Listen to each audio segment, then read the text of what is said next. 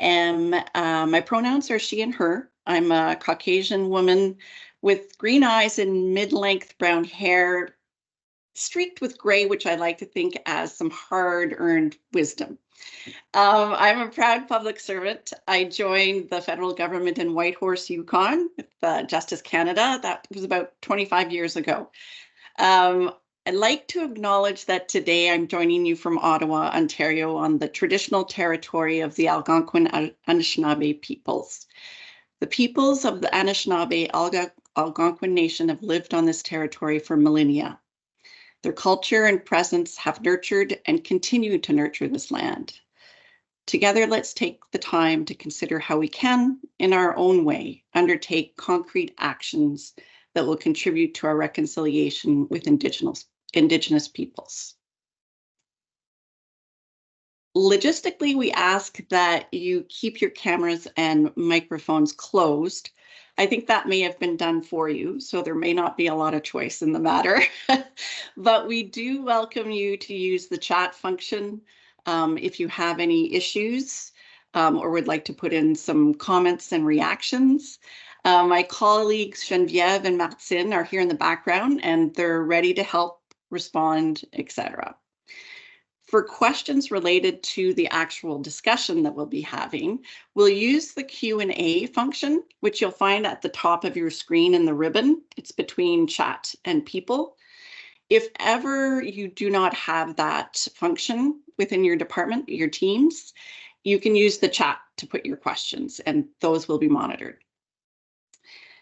I think that information is being put in the chat by one of my esteemed colleagues too, so that you can reference it.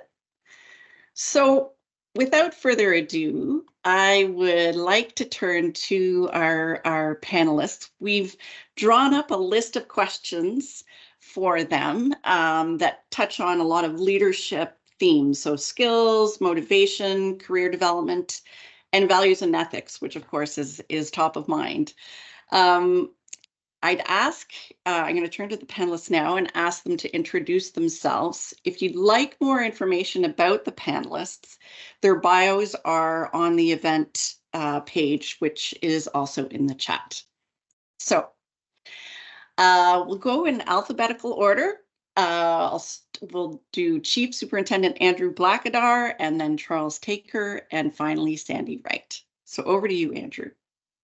Well, great. Thank you so much, Julie. And I'm honored to be here and be part of this panel. It's a first for me of this kind, but I'm really looking forward sort of to the questions, answers, the interaction. It's very humbling to be here. I'd certainly like to acknowledge and thank Martine for her hard work in putting this together, and Geneviève for being here with us, and all the participants that are here today. I think there's over 100 now, so. I know everybody has busy days and lots of things to do, so it's very good to have you here. I've been a police officer for the past, I won't say quite 35 years yet, but 34 and a half years. I joined the RCMP in 1990 from New Brunswick. I'm originally from New Brunswick. Did most of my career in Atlantic Canada. I worked in Newfoundland out of training, mainly in smaller detachments, but I worked in some specialized detachments. Learned some supervisory skills, learned lots of leadership skills, I think, because I was there on my own. And after Newfoundland, I went to Nova Scotia, then Prince Edward Island. And in 2014, I moved all the way across the country to Vancouver, British Columbia. And I really learned at that point that although I somewhat felt like I was in a new world because it was bigger, it was faster, much more violent from a policing perspective, it was still part of the federal government. Leadership is leadership is leadership. And you know, the transferable skills that I had from rural Newfoundland as a constable to an inspector in Vancouver were amazing. I had lots of great mentors along the way. Spent 8 years moving through different departments in British Columbia. And then 2 years ago, almost 2 years ago to the day, I moved up here to Nunavut to be the commanding officer. It's, again, another honor and a privilege, I think, to be here in the Canada's newest territory, to work with the regional Inuit organizations, to work with the government of Nunavut, to learn is a big thing for me. It's a lifelong learning journey in the federal government. And as I move through my leadership journey, I'm learning we may speak some different language in different federal government departments, but nonetheless, it's the skills that we bring and it's the things that we learn from all our different mentors along the way that have helped me and guided me. So I'm here probably for minimum 6 months. 6 months I'll hit full pension time, but I think I'm probably going to go a little bit beyond that. And for no other reason than I'm not a martyr. I think I enjoy it. I enjoy what I do every day. I enjoy interacting. I enjoy, and I'll sort of use this term again when I go for my walks downtown in the Calumet, just interacting with people and learning from them and stopping along the way and taking that time to ask them what they're doing. Recently, I was at I was part of Mental Health Week, and I went to the seniors complex and just to the Senior Citizens Club and spoke to a lot of people and then ended up taking them back to their homes. And really, just sort of that interaction is very pleasing for me. So those are pieces that I enjoy, and I can say to those, I'm not sure everybody is that on the screen if they're at the beginning of their leadership journey, if they're in the middle or in the end. But I know I'm on. I can see the sun setting, and even to this day, I'm still learning. I'm enjoying, and it all comes from engagement with people. So, thank you so much for having me, and look forward to the rest of our interactions here this afternoon. Thank you so much, Andrew. I don't see gray laced in your hair, so I don't think retirement. There's a little bit. I'm sitting back from the camera for that reason. Thank you for that. Charles, over to you. Well, my hair, what's left of it is quite gray. My name is Charles Taker. Just listening to Andrew, I kind of have a number of things I think in common with Andrew, the whole relational aspect. And I was just thinking as I was listening, I would like to work with somebody like Andrew, and so I just celebrated probably my 25th year of federal public service. So I still have a few years to go. I am the Commissioner of Official Languages representative for Quebec and Nunavut. So I'm located here in Montreal on the territory of the Kanekiaga people, the Mohawks. Before I came to the government in the year 2000, I was Director General of a municipality in Les Îles de la Madeleine, where I come from. And so over a span of about 30 years now, I've had some great mentors and coaches and learning experiences. And I think they kind of have stayed with me, some of the wonderful things that I've learned over these years in terms of leadership, in terms of working with others, in terms of relationship building. And so those are some of the things that I bring with me and have stayed with me as a senior leader for my organization. In terms of work, I told you what I do for work, and I also have other identities, and my work identity is just but one of the multifaceted pieces of my life. And so I like to volunteer, I like to travel, I like to cook, I like to entertain, I like to go antiquing, and so all those other things that I like to do when I am not at work. But I think similar to Andrew, what motivates me and what keeps me interested in what I do is the whole relational piece, working with people, not just my own colleagues within, but interdepartmentally, but also our external stakeholders, and there are many in the type of work that I do. So that's really what excites me and makes me want to come to work every day. Hearing, yes, some real themes emerging about I think the humanity of it all, which is really wonderful to hear. Sandy, let's hear a little bit about you. Thanks, Julie. You're going to hear that theme continue. So I'm the Director General of Modernization for the Receiver General of Canada here in PSPC. And I've worked in several large departments over the years. And, you won't find gray on me, but that's simply because, I pay a lot of money to make sure that doesn't happen. So I'm a little longer than Andrew. I'll be here, but not much. And all of that to say is that over the years, I've had the really great fortune of working in different roles, whether it's in finance, digital, corporate services, like real property. There's one thing that kind of comes with you everywhere you go, and that's the people that you work with every day. We're part of teams, and we play roles, whether it's team leaders or team players. It depends on what's happening in that moment. And I've had the really great fortune of spending time over the years with some really exceptional leaders and well-known persons within the public service, exceptional leaders that I've been able to watch and observe and learn from and absorb. And I've taken a little bit from each one of them of what it is that I would like to pass on, carry with me, be known for. And I've learned just as much about what I would like to be, as much as I've learned what I don't want to be as well. And so that's a really important message. It's really great to observe those good things and carry them with you, but don't forget the not so positives so that you can be sure to avoid those pitfalls in the future. And I think, one of my key takeaways that I would like to kind of mention in my opening remarks is that there's very few constants in this world right now, and one of them is change.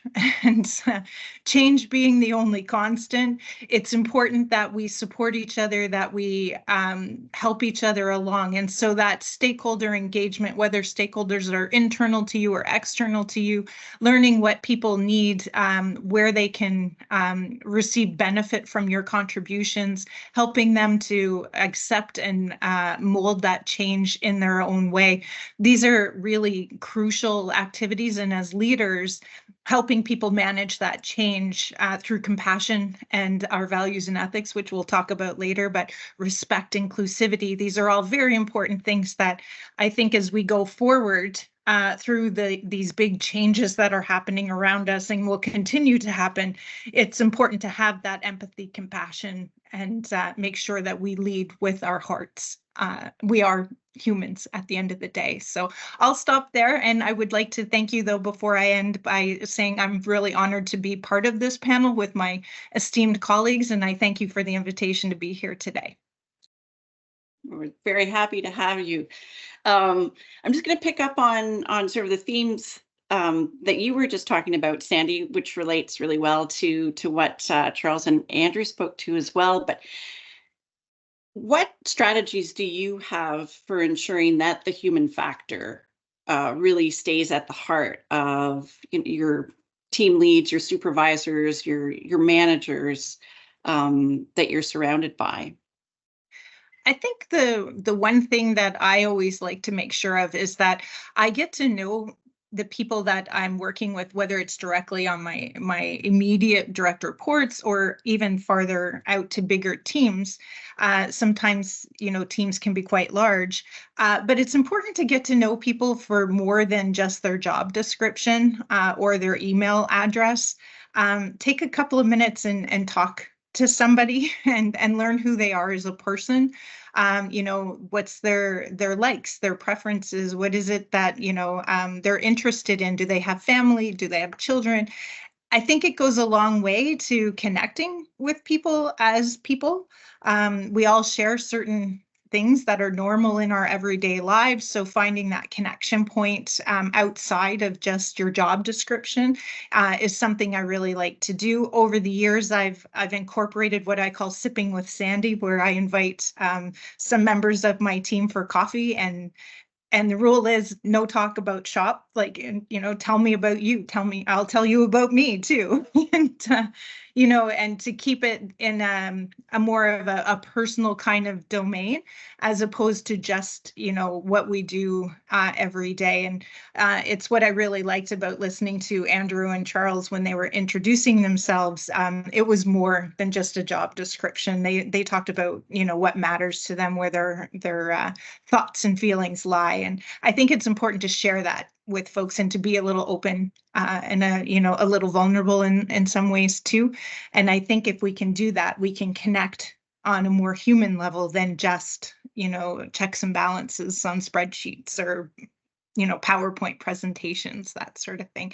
But yeah, I think that answers your question, but maybe Andrew and Charles have something they would like to add.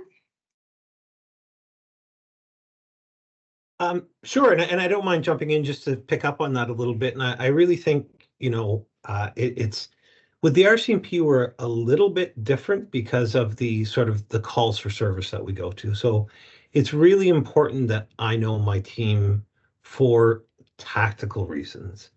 And we also have the, as we work our night shifts and things. And although I'm still, like I say, at the sunset of my career, I still work night shifts.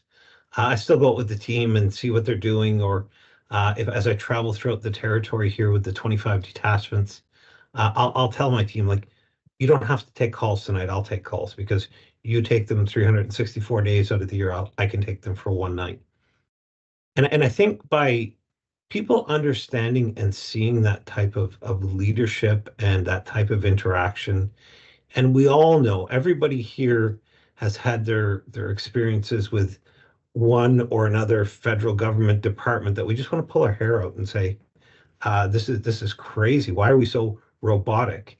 And I'll just sort of share one very quick story today. I hope there's nobody on viewing from Canada Post, but I went to the post office today to pick up a package. And so, of course, I realized as I got there, I had forgotten my driver's license. But I purposely have a picture of my driver's license on my phone. And so I was in uniform, as I am now. And the young guy, and I know him very well, and he was here at a barbecue at the RCMP headquarters last year with me, and he spent an hour and a half talking to me the entire time. So I walked up, and first thing he said to me, he said, "Hi, Andrew, how are you?" And I said, "Good, Grayson. How are things? I have to pick up a package." I gave him the package, and I showed him my license.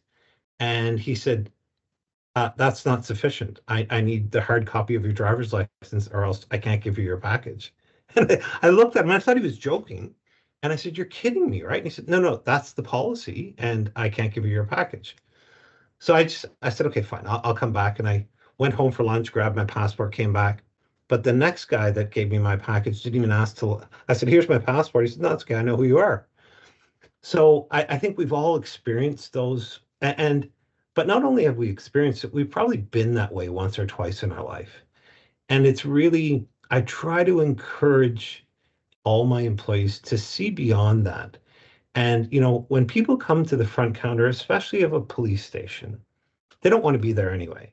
Or if you're dealing with any federal government institution, people think it's not going to go so well. It's going to be very bureaucratic and very heavy. So if we can make somebody's day or help them along the way, it gives them a better feeling. And I like to instill that in employees. And I think as Sandy mentioned, that human touch. If we are having that coffee meeting, let's not talk about shop. Let's talk about, how are the kids? What's your next vacation look like? How are things going? And we can subtly have that mental health check-in with our employees. We're not saying we're going to psychoanalyze you, but are things good? Or, we all have kids and husbands and wives and partners and spouses and family, and which usually is a bad combination, especially around Christmas. But, I think if we recognize that in one another and we're there to prop each other up along the way, it makes it a much more healthy environment. And I think even more so as we come out of COVID, some people we're not back at work the same way as we used to be back at work. So those interactions are more sterile, they're more banal, and we need to put some sort of human touch back in it. I'm not saying we have to go back to 20, 30, 40, 50 years ago where we made all these horrible comments to one another and stuff. But just be human, and beyond that smile and hello, it's like really find out what the person is all about that's sitting next to you instead of walking in and never knowing anything about them. So sorry, I know I run on a lot. I will turn it back to you. It's great stuff. Taking the I- pulse, I- right? And finding and injecting meaning, making sure that there's meaning in what you're doing. Sorry, Charles, go ahead. No, I was just going to say, Julie, I think you have three very similar people on your panel. I think we have a vision that's somewhat similar. And I think the whole idea of leading by example through who you are as a person, that kind of sets the tone on the kind of environment that you want to create. If you live that way, then you're going to create an environment that is open to humanity and to humanizing our relationships. One word that Sandy used, and it really touched me, and I believe this and I live this, and I think it's exposing our vulnerabilities. You know, early on, we were told never to show a vulnerability because somebody might try to capitalize on that. But I think as I learn through my experience, I think it's important that we show our own vulnerabilities as well, because that makes us human. We're not just machines. We're not robots. We're actual people. We, I do the banal things from time to time too. I mean, what I like to do is create meaningful work for my employees. And sometimes I'll just do the behind the scenes things from time to time as well.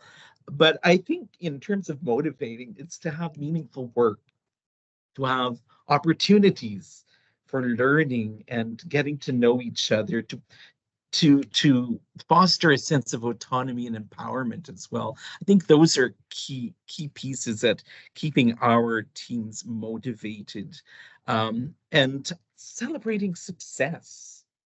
And sometimes, sometimes we fail as well. And so what do we do in those occasions as well? So learning from those opportunities as well. One of the things that I must say that I've always hated my whole entire life, and I try never to do, is micromanage people. Mm. I don't think anyone really ever likes that. And so, yeah, so Can I pick up emotional on that, intelligence. Charles, and Yeah, sure, and go. get you to expand a little bit, because one of Yeah. our questions was sort of what traits do you really appreciate in collaborators and close colleagues, but on the flip side, what traits or do you not so appreciate? So I wonder if you want to elaborate on that one a little bit.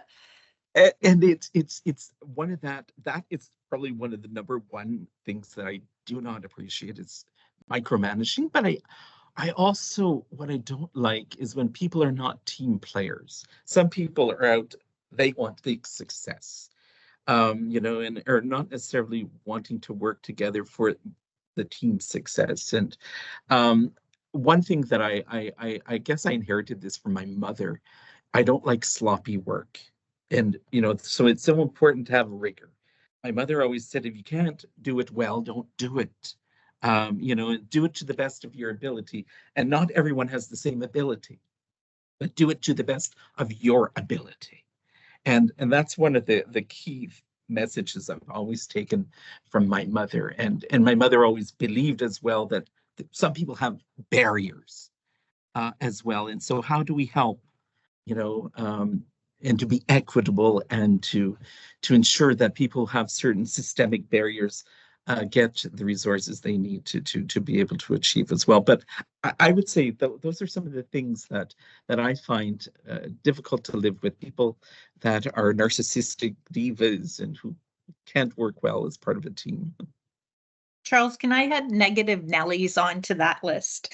Yes, yes. I'm an eternal optimist, and I think anyone who's worked with me would agree with that, where I'm continuously trying to see like the positive way to move forward, and how, like, even when things derail, that's great. We can learn from that. Where are we going?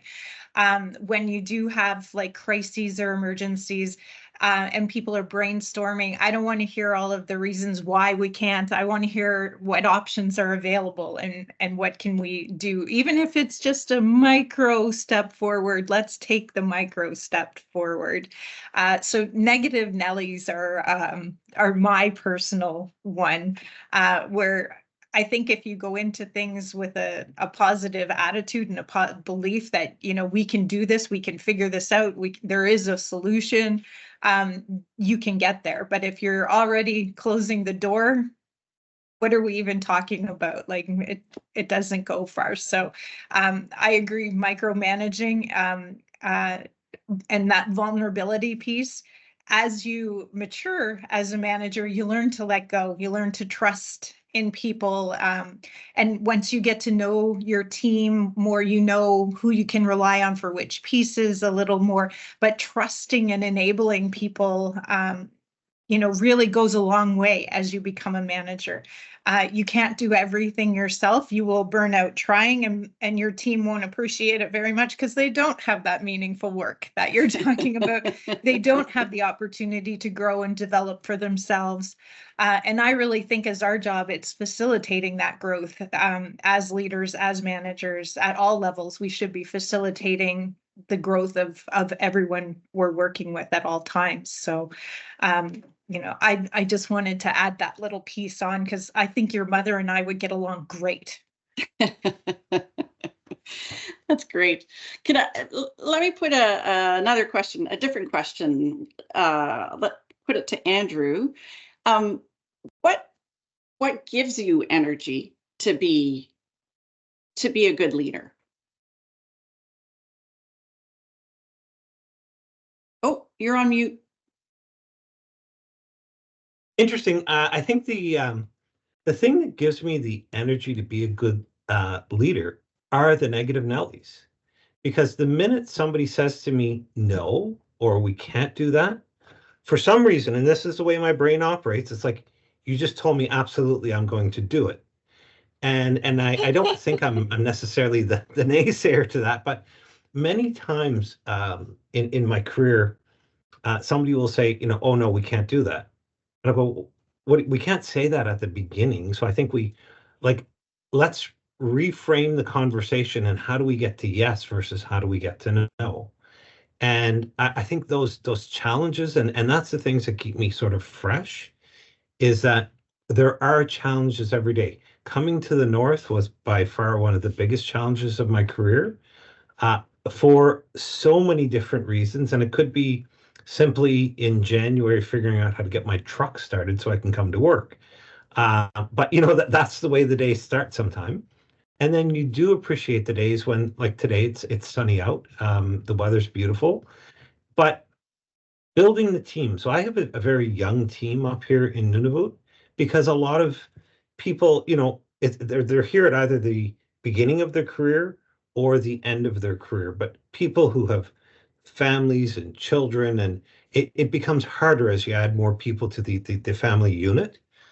So I do have a lot of really, and I know this may sound cliche, but a lot of diversity up here in the North, which I appreciate. I appreciate the different lenses that everybody bring, whether it's a constable right out of depot or it's a senior sergeant or inspector. And I do actually ask them to challenge me all the time. Like, please come in and tell me no, or I've done something wrong, or my way is not the right way. And you know, many years ago, when I was in Nova Scotia as a recruiting NCO, I was in charge of the recruiting unit, and you know, a guy was ready to go to depot, but his credit check came back and it was horrible. So I called him, and I called him directly, and I said, okay, come in and prove me wrong, and I will absolutely change my mind. So he had all the excuses in the world. Look, I work, I think he worked for a delivery company. It was in the summer. He said, I'm sweaty, I'm stinky, I'm, you know, dirty. And I said, don't care, really, I don't care. I'm not assessing any of that right now. I just want to find out why your credit bureau report looks horrible. Because we did it, it was the same name. The date of birth was very similar. The address was identical. And so I showed it to him. And he said, no, there's another guy in my building whose date of birth is like a month off mine, same name. And I thought, okay, this young guy was sort of telling me fibs. And he said, no, I have $14,000 or $15,000 in the bank.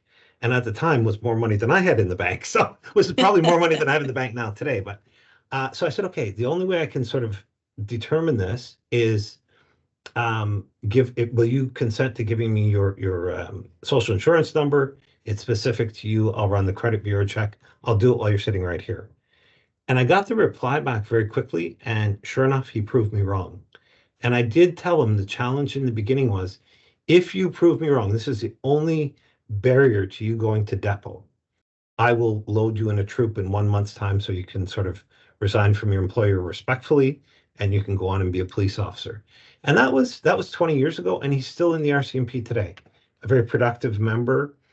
And I wonder, a lot of the people back in those days when I was recruiting, I still see them now, and they tell me these strange stories, the challenges I would give them as I would go out. And sometimes they were, to their deportment wasn't good, or certain things were lacking. And maybe some people, I had the conversations that physically you have to get in better shape before I'll let you go to depot. And I think those challenges and those honest conversations were very foundational to being successful. And I do that today with the employees. But I think we have to be prepared to look at, like I say, the other views, the diversity side of it, and then bring that in. And that's why I say I hate to be cliche, but the inclusivity side, and incorporate those, because we are all different. We all think differently.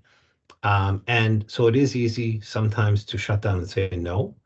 But if we can bring a couple of people around, and those are the things that keep me fresh and revived and wanting to come to work every day. Some days are frustrating. And to go back to my story with the guy at the post office, you know what? He was right. Those are the rules. Doesn't matter if he knows who I am.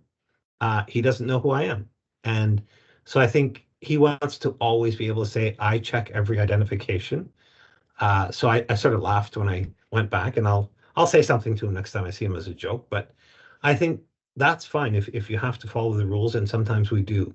So they're big pieces, I think. But to go back to Sandy's point, as we go back and get to know our employees, our colleagues, and understand how they work and how they think and what's happening at that point in time. Because if we see a shift in an employee, a change in their behavior, maybe there's something going on that we can find out a little bit more about. And those are the times we may want to cut them a bit of slack and give a little bit, because when it comes time to get back in return, we will get that hand over fist. So yeah, that's good. Speaking of cutting some slack, I'm wondering about when you're tired, when you're stretched, when you're working crazy hours and notice that you're not maybe functioning optimally. What do you do, Charles, like outside of work, just to refuel yourself, to bring that yourself back to full or close to full? One of the things that I do, and actually with the permission of my superiors, I write a weekly column in a newspaper on lifestyles. So it's kind of just personal interest things, has nothing to do at all with work. I write it once a week, and it's often based on things that I've done on the weekend, whether I've gone out antiquing somewhere, some of the finds that I've had, or whatever, a cooking experience, or going to the spa. And so I do a lot of those things. When I leave the office, my whole identity is not tied to the office. Yeah, I'm very conscious of my role and responsibility, have my phone at home and whatever, but I have a whole different life outside of the office, which allows me to recharge my batteries and come back to the office with energy and new energy and things like that. Because you do notice when you're starting to become irritable, and these are not normally the way I would behave. So I think one of the points that I must share about me, I think, is the part of me that I think I think is the most important is my whole emotional intelligence. I may not be the smartest in terms of the IQ, technical skills, maybe not, but I'm pretty good at emotional intelligence. So I can read me, but I can also read others. And so that whole relational aspect. And I think emotional intelligence is something that's non négligeable. I think it's something that is important to know self, others, and how we all relate. That's great. Sandy, do you have anything you'd want to add to that? How do you refuel? I think it's important, like very much like Charles mentioned earlier on, I have many identities, and nurturing those other pieces is like unplugging in one section and plugging into another. So yes, there's work, and we do that, and you know, I'm big into doing research and things like that. So I spend a lot of cerebral time in that regard, but I'm also a musician, and sometimes I just like to sit around and play with my friends and do that kind of thing. And you know, my kids play, so you know, I can play with them too, and do those types of activities. You know, there's meditation and yoga and these types of things that I like to do as well. But I think if, you know, I really want to turn the off switch on, I use the other half of my brain, and I use, you know, that musical side, and just kind of do something completely different than what I do from 9 to 5, Monday to Friday kind of thing. It's great. What did you play? Many instruments, different? I'm a really poor guitar player. But it brings you joy. But that's the thing, you know, and that's the key takeaway, is do something that makes you happy. Do something that you love, something that brings you that joy, even if you're no good at it. On my trip here, I actually was sitting with a colleague on the plane, and I was saying, you know, it's golf season, and you know, I love to play golf, but here's the thing, I am probably the worst one on the golf course, but I am the happiest one there too. I just love the sound of a nicely hit golf ball. It's never mine, but I like other people's. You know? And so, you know, you get out, you walk in the fresh air, you have, you know, a few laughs along the way. Just, you know, do things that make you happy just because they make you happy. That's also a valuable way to invest your time. Time is, you know, a very limited commodity for all of us. And so pick the things that bring you joy, make you smile. That's wonderful. Andrew, your job, I can well imagine, has moments of high stress. How do you manage that? Well, you know, it's a good question, and I've just really been listening to the different pieces, and sort of can bring you through a couple of scenarios. When I worked in Vancouver, you know, it was a real just a regular job for me. You know, I would go into work my shift, come back home. I was never in uniform. Nobody knew who I was, what I did. So if there were stressful moments within work, it was a little easier to compartmentalize those and sort of throw them out the window when they were over. So I did a lot of running. I'm an avid runner, an avid sailor. I had that life where I could actually leave work. I had friends outside of work. I hung out with them. We didn't talk about work. So that was a big piece for me. Coming to a place like Nunavut, where everybody knows you. And I went to the grocery store the other day in my own vehicle, and I don't interact with the general public. I mean, I don't, if I've arrested 3 people in the last 2 years here, that's it. And chances are they would not have any idea who I was. But I went into the grocery store, and one of the local guys was hanging out there, and he said, "Oh, you know something about me being the police officer." So he knew exactly who I was. I was in the grocery store not long after that, that same evening, and another guy said, "Oh, how are you enjoying it here?" So what do you mean, how am I like? I was just an odd question, and he said, "Oh, you know, when you first got here as the commanding officer of the RCMP, I read about you in the paper, and I thought, oh, that's a little bit strange." So it's very hard to shut it off here. Now, I don't have many negative interactions with the public or the community, but what I do is I get off whenever I can. I get out of town, hop on my snowmobile, and as childish as this sounds, because I am a big child at heart, I go, and I've said this to the commissioner of the RCMP, because he's asked me this question: how do you de-stress up there, Andrew? And especially in the long days when it's dark and cold. And I said, Commissioner, there's something about flying across the ice on my snowmobile at 110 kilometers an hour that makes me forget about everything going on in this world except making sure there's no bumps in front of me because I'm going to fall off my machine. So I enjoy that, which is maybe, I'm sure if I shared that analogy with a psychologist, they'd probably make me sit in a chair for a long time and tell them stories. But it is, going across Frobisher Bay, and I was there not long ago. There's a very well-groomed trail down to Kimmerit, beautiful fjords, lots of snow, and to sit up there in the spring of the year on the soft snow as it's melting and look out over the landscape. I'm sure if you took my blood pressure at that point, it would be down 10 or 15 points. So I do, mental health and wellness for my employees up here is really key. It's at the top of the priority list.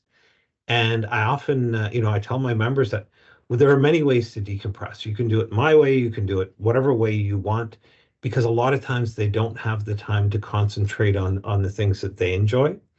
So sometimes they really do have to, access psychological services to actually talk it out with somebody. And we now have those services available remotely. And, at one time it was probably frowned upon as within the RCMP. It's no longer frowned upon. We're saying to people, please reach out, speak to somebody. Very similar to social workers and psychologists. They're grabbing everybody's monkey every day and putting it on their back, and at some point they have to dump those themselves.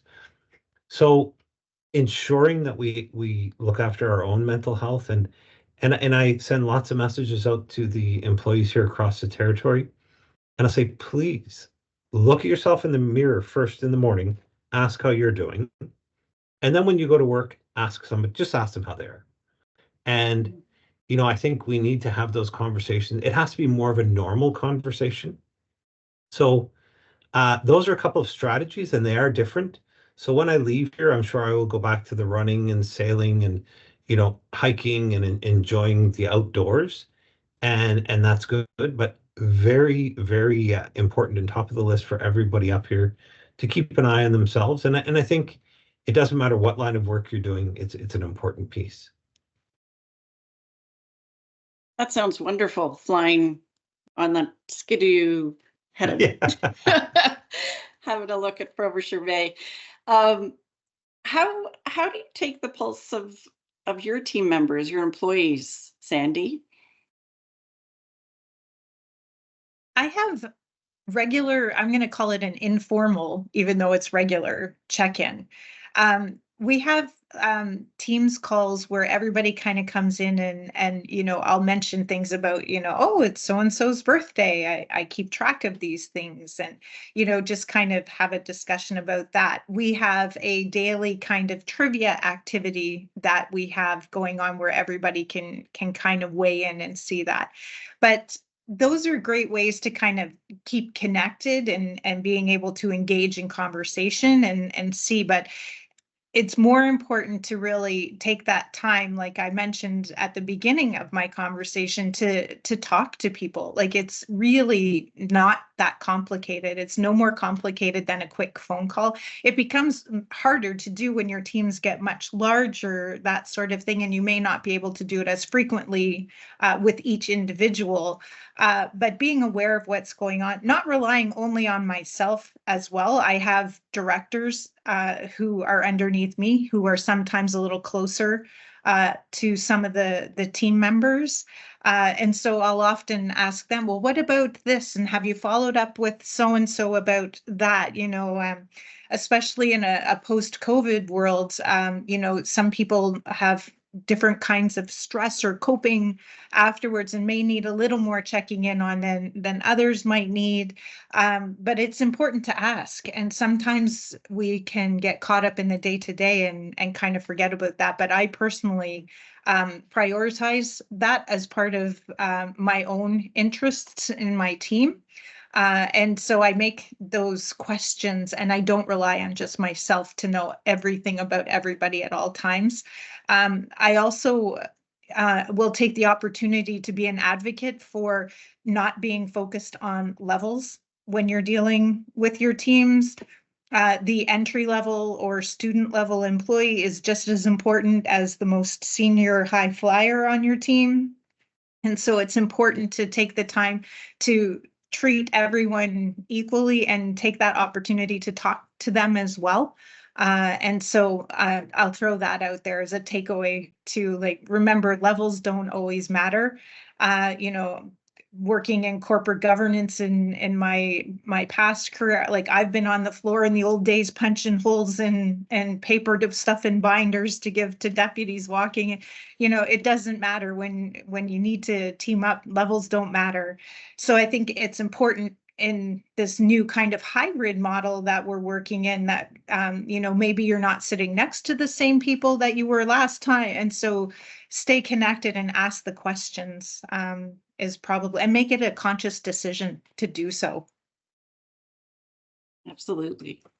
That's great. You'd mentioned earlier that I liked how you'd said, Sandy, you know, knowing sometimes when to be the team player and when to be the team leader, right? And having that fluidity to know what's needed. Yeah, absolutely. Absolutely. We all have to, you know, wear different hats at different times. And, you know, sometimes that'll be a little more of what you like and a little less of what you like some other times. And, you know, that's just how it goes. And so I think if you can be willing to pitch in and, you know, be where it has to be, or step back and let somebody else rise to the occasion, that's where you really see brilliance kind of shine.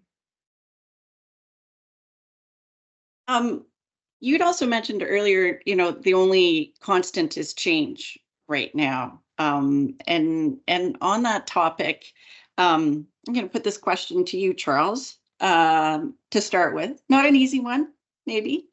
Not to put you on the spot, but how do you ensure that your team, you know, pushes forward your organization's mission, priorities, values that may be changing?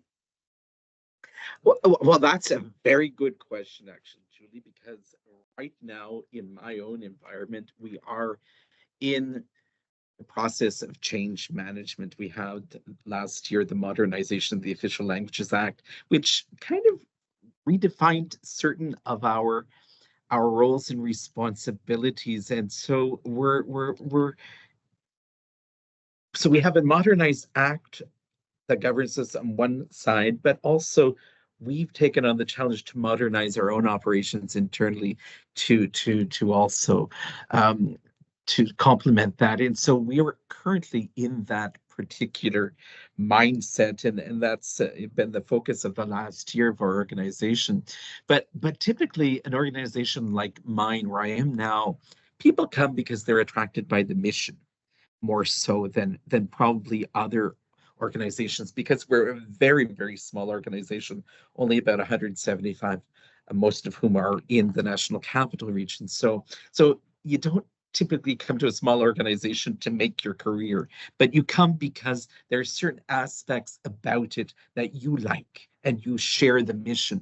So by and large, those who come to us already share to some degree the mission of the organization.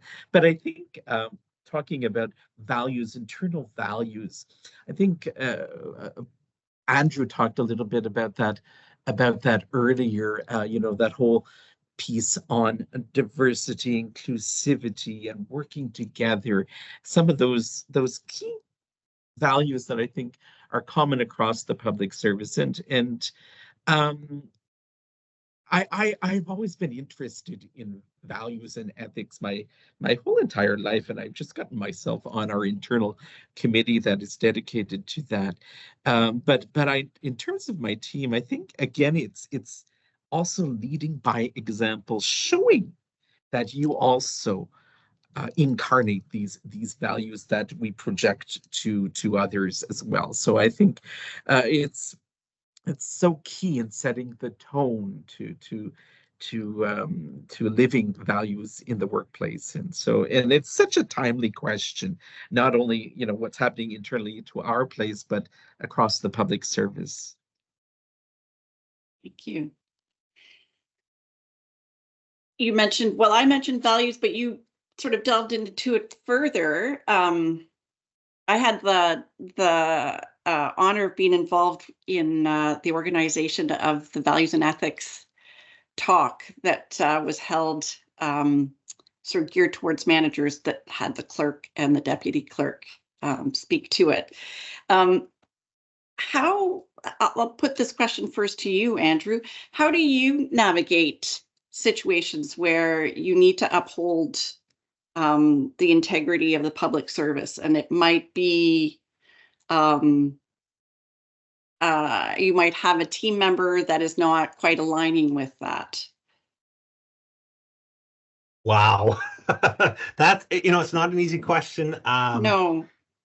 But I think, so there's a number of pieces, and we talk a lot about it. We talk about ethics, values, and ethics right from sort of day one in Depot. And, one of the big things we always talk about is sort of that the Globe and Mail test, the Ottawa Citizen Tester.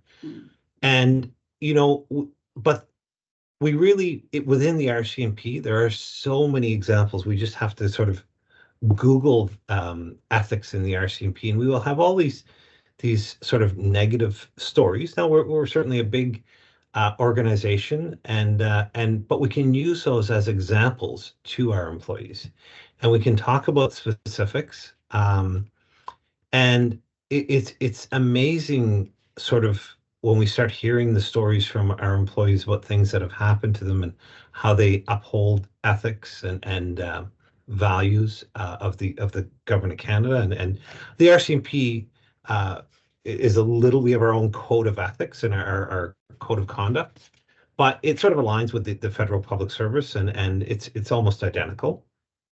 But we do challenge our employees to say, speak up, and I tell people in almost every meeting, please speak up, because I have, sometimes I get carried away like anybody else. And, I challenge me and make sure that I'm doing better.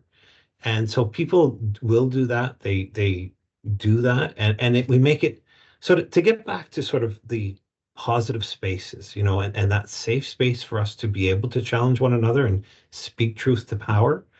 We do that. So it does go both ways. But we do have, aside from the examples, and you would think that every police officer who enforces the law, they seem to enforce it very well on everybody else. But sometimes when they put the mirror in front of themselves, they don't have that same test. But we do have a very robust professional responsibility sector in the RCMP, and they will hold our members accountable by, making allegations of breaches of the code of conduct. And we just had a police officer who was forced to resign not long ago. So we always hear these stories, well, you can never fire anybody in the federal government. We have actually terminated a lot of employees within the RCMP because they are part of that old guard, and they don't sort of subscribe to the same values and ethics that Canadians would expect.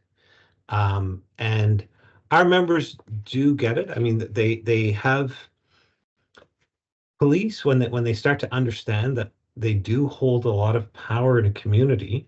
In fact, a lot of times it's more power than a judge, because as a police officer, I have the authority to detain somebody for up to 24 hours without a charge. Now, that will be examined through many different processes, but before a judge can sentence somebody, that judge has to be satisfied beyond a reasonable doubt that that person has committed a crime. So the test is completely different.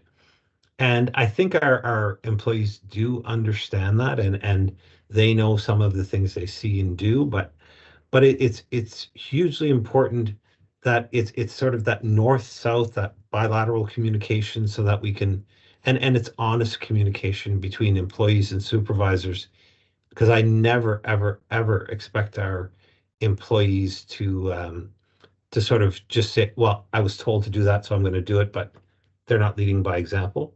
I expect all my managers and supervisors to lead by example. And our sort of hammer is the RCMP code of conduct, where our employees can face termination, and they do. So it's a bit of a two-phased approach. One is that lighter, gentler, let's lead by example, but we do have that other piece. We have the legislation if we need it. Could I just add to that for 1 second? Because Andrew, what I really liked about what you said was about the example part. And the key thing about right now with the environment around us changing so rapidly, whether, it's from AI or different political world events, or like things are changing rapidly around us. And so sometimes our examples might be dated. And so making sure that we're having conversations about relevant new kinds of situation. I'm thinking, for example, of online forum groups like Reddit, and how, as public servants, what does this mean if we're going to participate in certain activities or not on an online forum? And so we need to be able to have those those weren't there when our values and ethics were created. I still think our values and ethics are relevant. We just have to put it in a real-time context and have conversations about what that means in real time. So I like that, these conversations happen regularly, but we need to make sure the examples we're having are, modern and relevant too. Right. That whole concrete to be able to wrap your mind around them. I'm going to switch us over to some of the questions coming in through the Q&A, and one that actually dovetails really beautifully with what you were just saying, Andrew and Sandy, about how so being human-centered, equity, celebrating success, leading from the heart are excellent leadership qualities and skills we see today. They're wondering how our panelists see the future of leadership in a more and more digital world and the arrival of AI. Do you anticipate a new set of leadership skills being needed for this upcoming new era? Who would like to take that one first? I don't mind jumping in. I think, one of the pieces we really have to look at, and Charles mentioned it, is that emotional intelligence side, because we are going to go back to the dragnet days and say, just the facts, ma'am, with AI, because it will be what it'll be. And in fact, so I'm sitting here, I'm writing a paper on the RCMP and the Inuit Special Constable program, and how it dovetails into our resourcing needs in the Arctic right now. I'm sure if I was a little bit smarter and a little more adept at computers, I could probably send a bunch of Google search words and have the paper written for me. Instead, I'm sort of researching. I have matrices. I'm doing it the way I do it. I have 2 editors that are going to help me with it. So we have to be very careful, and I think it's understanding that piece. Some things I think AI is amazing. It's very useful to us, but within the RCMP, of course, sort of privacy protections, and we know people's rights, and sort of that's always at the forefront of our mind before we go into houses, before we arrest somebody, before we search somebody. So I think those invasions that we can do with artificial intelligence, we were alive to them. Like, for example, license plate readers. That's a big piece. Do we want to just monitor people and their entire traffic everywhere through AI, or we know that most every corner, and I don't know if anybody watches this on the internet, but there are groups out there that sort of just go outside of maybe high-end stores and they start filming, and then the staff will come out and challenge them, and the police are involved, and it's really out there to invoke a response to say, am I allowed to publicly record people? And it's interesting to see the responses they get, but yet we all accept that we can walk through any building, on any street corner, through an airport, anywhere, and there are hundreds of cameras recording us at any time, but we don't think about it. So we really do need those softer leadership skills and the emotional intelligence to be able to discern between when we need the human touch and when we can use that AI piece. But I think with our young people, they're so used to texting and communicating that way. Most of them, and in fact, I hate to keep regaling you with my stories, but we're looking to speak to a police officer here on a matter, and he's on paternity leave right now. And so the investigator said, well, it was a big thing. Can I call him back on his time off and this and the whole bit? And he said, I've been texting him. I talked to his wife. I did this. I did that. I said, well, did you pick up the phone and call him? Well, no, I never thought about that. Or did you go to his house and knock on the door? Like, put the human touch on it. You just have to ask the man a question. It's not the end of the world. And then somebody else brought it to my attention and said, well, the member was here working out in the gym like an hour ago. So but initially it came across as this police officer is hiding from the investigator, and it has nothing to do with him. He's a witness to something. So we do, but our investigator is younger, sort of knows how to text, and like people respond to text. And I know I'm that person that responds to calls or face to face. And one of my employees said to me last year, so I had to go and see the dentist or do a few things. And she said, why don't you pick up the phone, or why don't you set up an appointment online? I said, because face to face, I have more interaction. I'm able to explain myself better. And for whatever it was the dentist that I had to go to. When I walked in, the dentist said, I'm free right now. I can do it. And he did whatever it was, fixed it, and I walked out. And I think, to be quite honest with you, I think I had oral surgery. I just had to get stitches removed. So he said, come in, I'll take them out right now. But instead of trying to get an appointment a week or two down the road and figuring it out, my issue is, and I think it's to where I started, is that I'm not that adept at computers, so I don't know how to do things electronically as well as a younger person. But we do have to find the where those two pieces fit together, and I think that's a big part for our new leaders. Great. I'm gonna throw in a pitch for character-based leadership in here too, in this discussion, which is, for those of you who know what it is, it's becoming more and more prevalent in our day-to-day operations, and more organizations are using it as part of the evaluation processes. For those of you who don't know what it is, it's an 11 item character assessment in order to assess both positive and negative qualities of behavior. And it talks about judgment, it talks about humility, all of these types of good judgment. And these are the things I think are going to be important as leaders as we go forward in a new AI world, because a lot of our hands-on things will be able to be dealt with, but just because it can doesn't mean it should, to Andrew's point.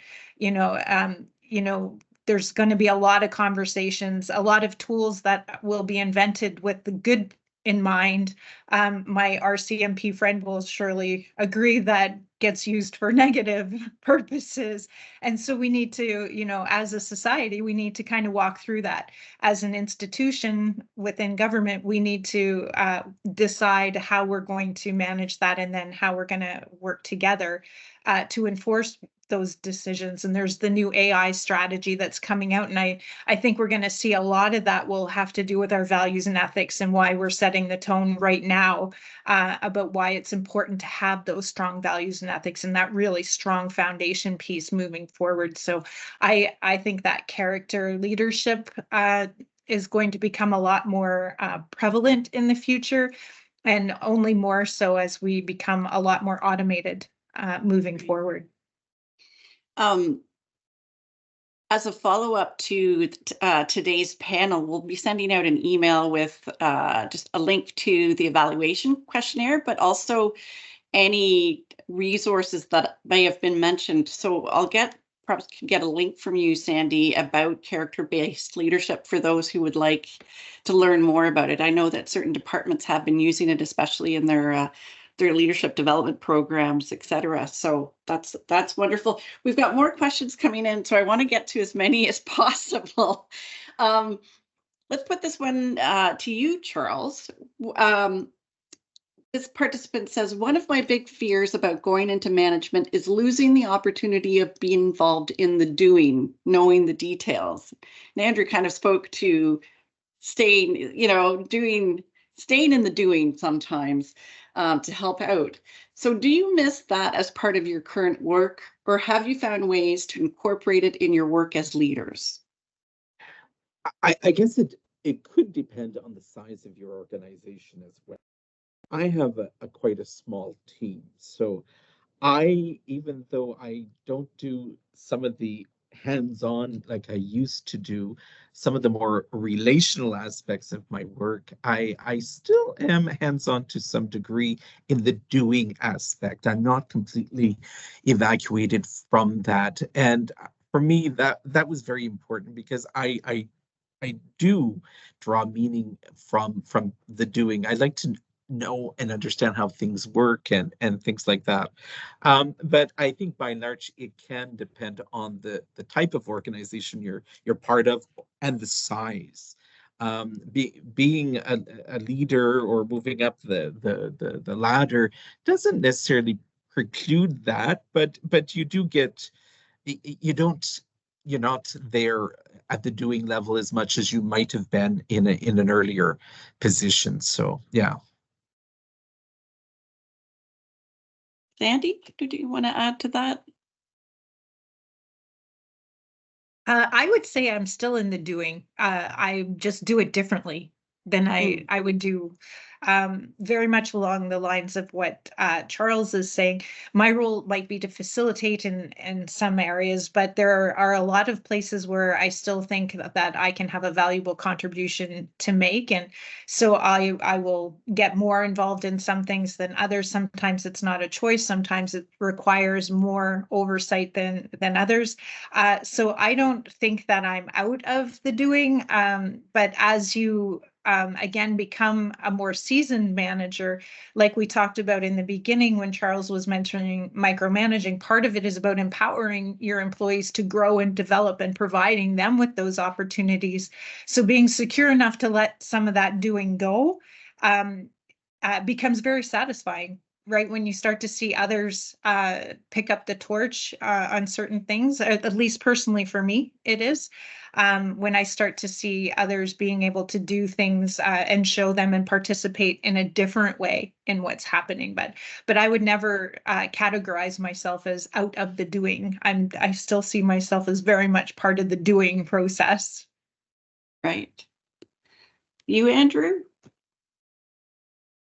I think I'm still very much a doer as well. And but some of the things that we've done, and it's really good to help our sort of not only our new employees, but our managers and develop our leaders further, is to give them those stretch assignments and say, make this better and see what you can do. So they're doing it and engaging and questioning maybe me as the commanding officer up here, how it should be done or what my thoughts are or how it was done, why it was done in a certain way. But one of the things I did very, very recently, which was only on the long weekend, one of our employees, Grise Fjord is our most northerly detachment, most northerly community in Canada. There's 140 people there and 2 police officers, and they've always wanted to go to the spring fishing derby, which is 150 miles away. But they say, well, we can't go and still police the community. So me being me, I said last year, I said, hey, if you guys want to go to the community, the fishing derby for the weekend, I will come up and I'll work your shift in Grise Fjord.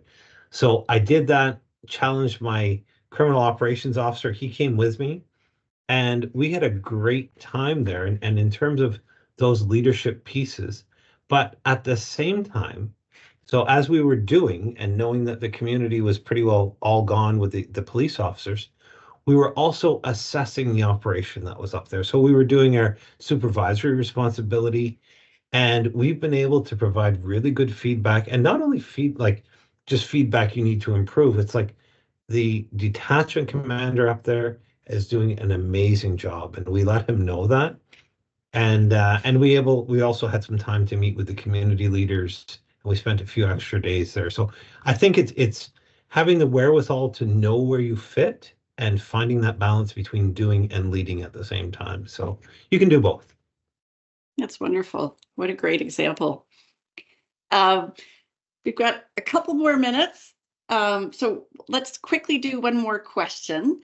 So this discussion really resonates with my idea of leadership, says this participant. How have you dealt with situations where your managers, bosses didn't demonstrate these traits of leadership, but you were able to still create a cohesive team? Sandy? For me, that all comes down to that whole idea, like the foundation of respect and inclusivity.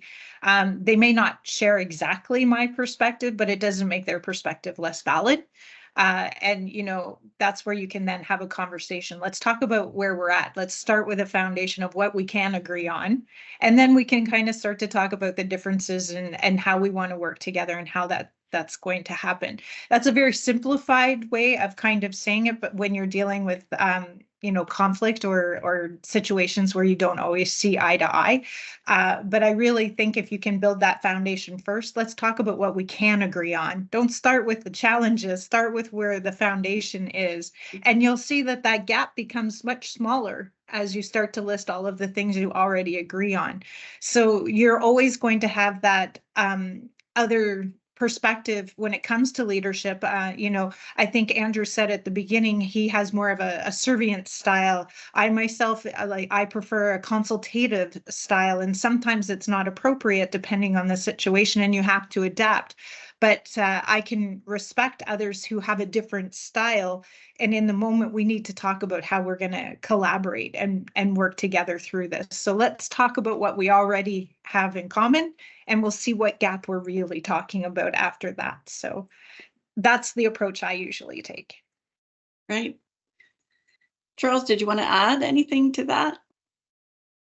I quite agree with that. And I was thinking of a very specific situation in my first management role in the government in 2001. And I was having a conflict with my boss, and it wasn't a deep conflict, but we just had personalities that didn't really work together. And the department was so big at the time, they had a psychology center. So we went for counseling together. And in kind of like what Sandy is saying, we did come up with the parts of our personalities that really didn't connect were you know, so minor. We did connect on a whole bunch of levels, and I must say, from her I learned so much. She taught me a whole lot, but it wasn't a relationship that would ever become a friendship, but we learned to work together. And I think sometimes it's like focusing on what we have in common and not really focusing so much on where we're different. And when I see her from time to time, we still, I mean, I'm still pleased to see her. She's retired, but you know, she invested a lot, and that was one of the things I learned from her. She invested in her people. I have never had access to training and development or things that I wanted to do, and she believed in all of us, all of her managers. We all got access to all of those things. And so anyway, all that to say, yeah, focus on the commonalities. Wonderful message. And also just and making use of resources too to facilitate maybe the connection, the communication. I think also ICMS is a wonderful resource at departments to help navigate sometimes those differences. We could go on for hours. I think you are all three just gems and have wonderful experiences to draw on, some wonderful advice and insight and vulnerability. So thank you so much. We're going to have to sign off now. I just wanted to say thank you to Andrew, to Charles, to Sandy, on behalf of Martine and Geneviève and the NMC. We really appreciated the questions that came in, to all the participants, managers, aspiring managers, for taking the time out of your busy schedules and putting forth some thoughtful questions. I hope you're taking something from hearing from these different leaders that will help with your own development and introspection. Be on the lookout for an email that will be sent your way. We'd love to get your feedback. It helps us to better meet the needs of managers across the public service. So thank you to everyone, and wishing you a great rest of the day. So goodbye. Thank you so much, everybody.